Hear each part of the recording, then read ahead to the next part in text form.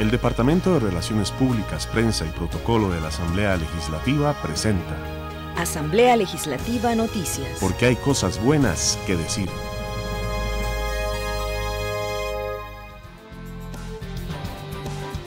Inician proceso para elegir magistrados y defensoría adjunta.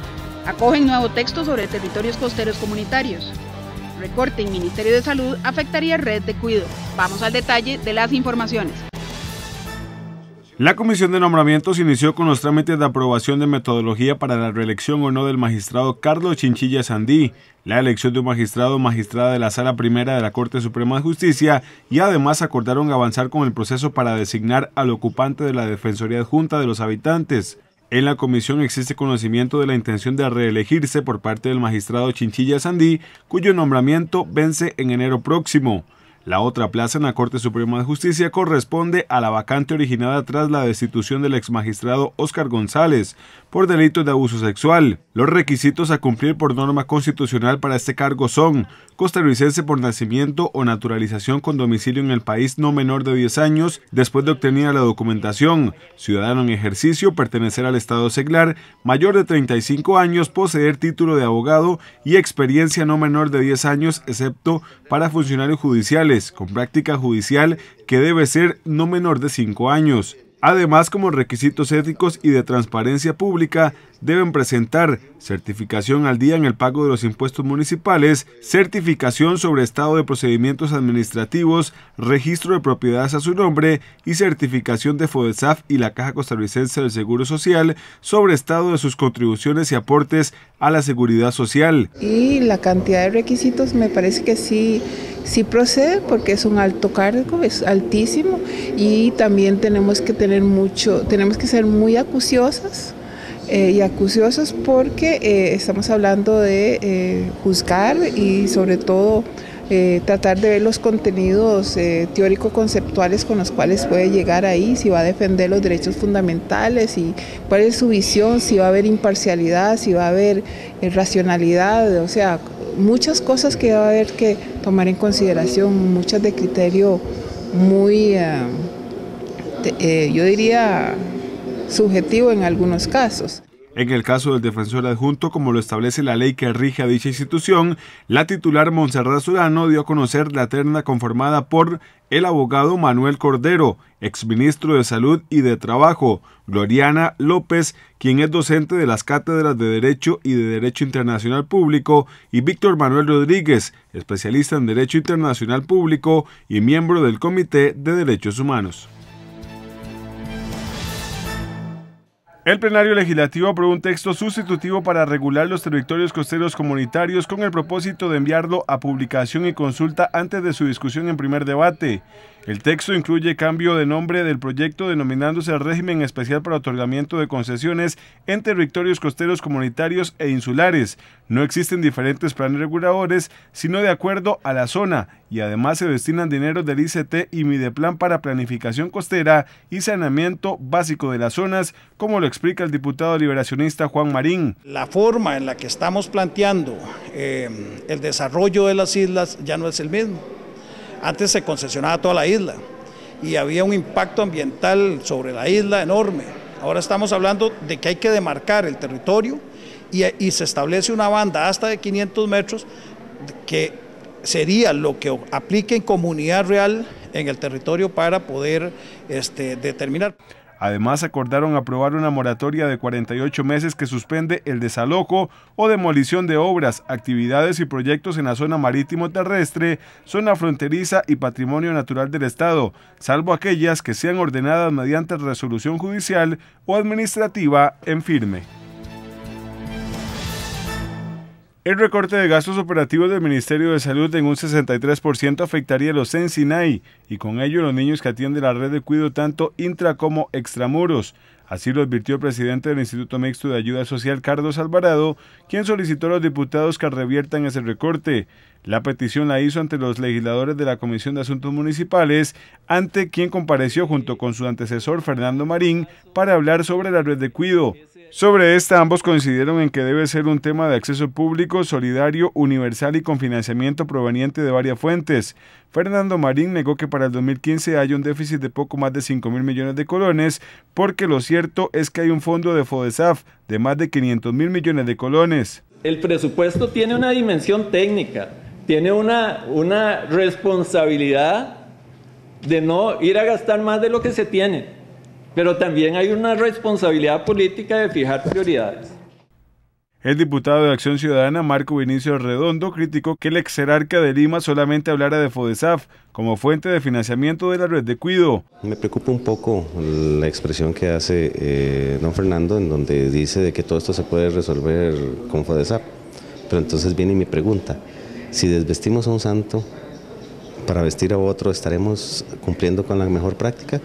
Significa esto de que estaríamos dejando algunos de los programas que ya FODESAF tiene como obligación cumplir descubierto para poder cubrir uno que eventualmente está haciendo una extensión más de interés político que de interés de red global, como lo que debiera de haber sido. ¿Por qué? Porque no solamente están la red de cuidados, sino que están los ENCINAE, está el trabajo de patronato, que tiene que verse de una forma integral, no de una forma tan separada como se ha querido ver últimamente. Por su parte, Carlos Alvarado, actual jerarca, manifestó que coincide mayoritariamente con su antecesor, porque el fin último es buscar el bienestar de la niñez. Mi preocupación en general con el tema de red de cuidado, la red pensada como una estrategia de muchas instancias, no me gustaría nada más limitarla a una ejecución presupuestaria, sino que tiene que ver a ese camino que nos llega a la universalización del sistema, que esa es la aspiración común, y ese es el camino hacia donde tenemos que ir, y de hecho, que es el camino que tenemos que ir trabajando juntos, porque pasa por temas presupuestarios, temas de ejecución del Ejecutivo, temas municipales y temas legislativos también. Alvarado explicó que la red de cuidado hay que analizarla como un sistema y que aspiran a tener un 60% más de cobertura, para lo cual requieren una suma cercana a los 250.000 millones de colones. Puntualizó algunos retos que tienen por delante, como lo son el estandarizar los costos y la atención de la niñez, armonizando la calidad, así como atender los distintos factores de riesgo. La Comisión Especial sobre Discapacidad recibió en audiencia a Delia Villalobos, presidenta de la Junta de Protección Social, a Francisco Azofeifa, del Consejo Nacional de Rehabilitación, y al ministro de Trabajo y Seguridad Social, Víctor Morales. Los tres mostraron su posición favorable a la aprobación del expediente 17.305, Ley de Autonomía de las Personas con Discapacidad. El objeto del proyecto es promover y asegurar a las personas con discapacidad el goce pleno del derecho a la autonomía personal.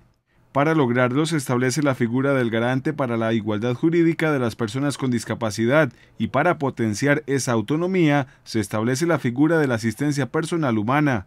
Nos parece que representa un paso hacia adelante muy significativo en favor de la vida independiente de las personas con discapacidad, y nos parece que instituciones como las que propone, por ejemplo en relación con la salvaguarda, que vienen a mejorar muchísimo la situación existente y a superar instituciones jurídicas vigentes que nos parece que necesitan cambios, como lo que tiene que ver con la curatela o con la insania. Y por otra parte estamos a favor de esta propuesta de la asistencia en el cuidado de las personas con discapacidad en condición de pobreza. Los legisladores se mostraron satisfechos con la positiva respuesta y compromiso en procura de buscar el sustento económico que también permita la finalidad de la propuesta. La inmensa satisfacción de que la presidenta ejecutiva de la Junta, doña Delia Villalobos, ha comprometido su apoyo incondicional a conseguir los recursos que se necesitan para apoyar económicamente este proyecto. Este proyecto necesita dinero, por cuanto hay que pagar a tutores que apoyen a personas con discapacidad.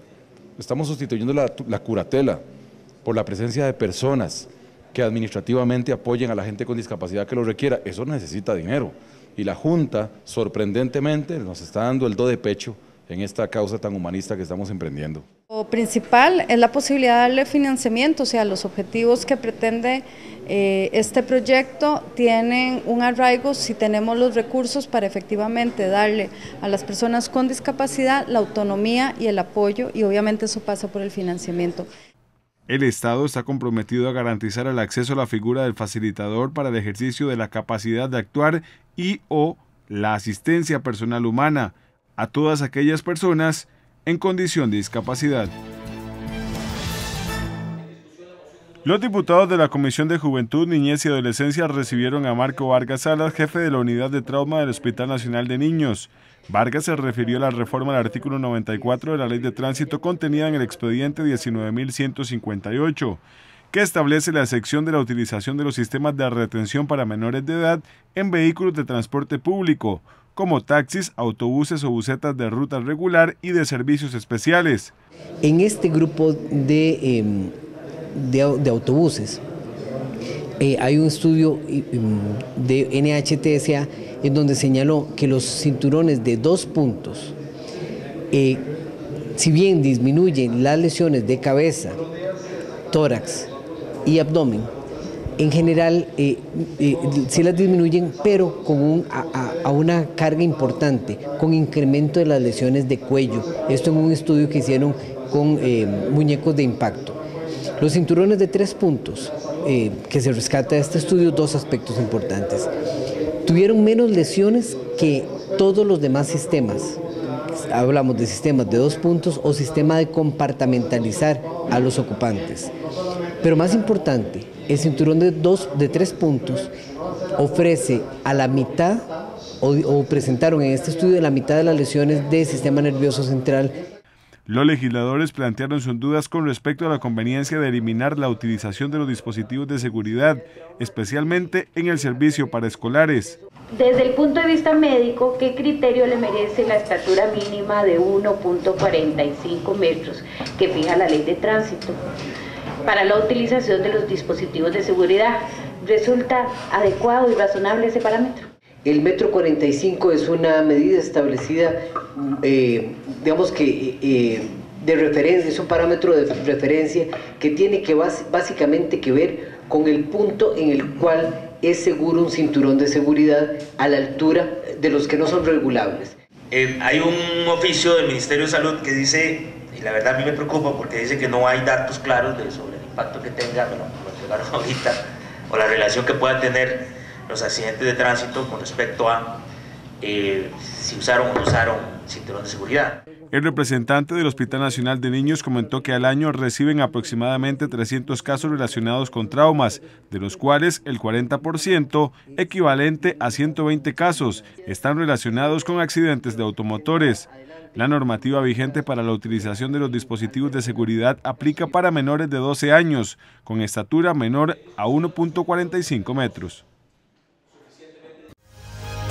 El Departamento de Relaciones Públicas, Prensa y Protocolo de la Asamblea Legislativa presentó Asamblea Legislativa Noticias.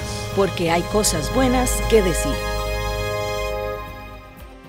Si tiene alguna consulta sobre el Congreso, puede visitar el portal legislativo www.asamblea.go.cr. Además, puede seguir las transmisiones del plenario en dicha web a las 2:45 de la tarde de lunes a jueves. En Facebook somos asamblea.legislativa.Costa Rica y en Twitter nos encuentra en @asambleacr. En YouTube somos Parlamento CR.